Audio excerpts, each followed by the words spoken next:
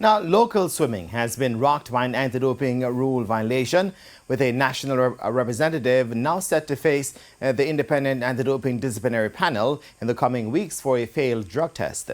Impeccable TVJ sports sources have revealed that teenage swimmer Mackenzie Headley is set to answer for an adverse finding before a three-member panel.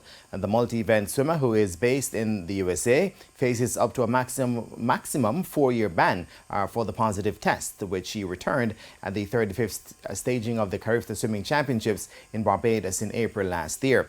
When contacted on Friday, chairman of the Independent Anti-Doping Disciplinary Panel, Kent Gammon, confirmed that a hearing was pending with the 16-year-old female swimmer.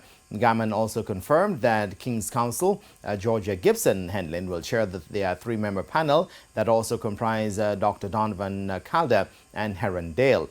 Martin Lynn, president of the Aquatic Sports Association of Jamaica, ACJ, responding to queries from TVJ Sports, acknowledged being advised of an ongoing anti-doping matter but declined to provide any details. Lynn also indicated that the ACJ would not be responsible for arranging her legal defense.